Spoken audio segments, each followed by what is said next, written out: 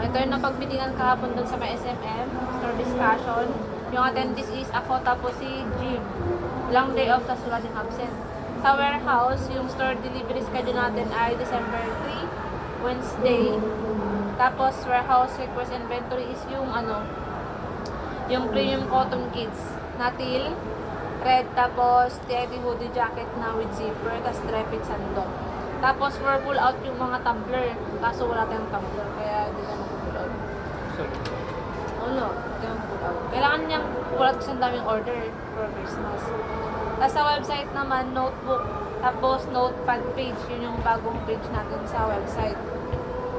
Sa ROM naman, meron yung dito na discuss yung sa Save Reply, ang topic dito is yung planner, clip, tas and pen with holder.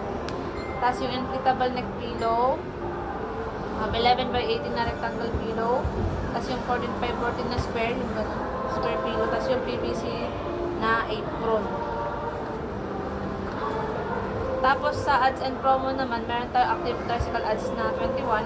For installation is wala. Sa streamer is 7 yung active. For installation is wala din. Sa sticker meron tayo 50. For installation is 20. Wala sa curtain. Tapos sa treasury meron tayong walang ref. Customer complain. Nag-complain yung customer kasi may damage yung item nung na-deliver. Tapos lacking yung needs ni customer. Kaya nag-complain siya kasi parang naabot na yung lead time. Tapos incomplete pa din yung item ni customer, kaya nag-complain siya. So, dapat gawin dito is always check yung items kung available ba.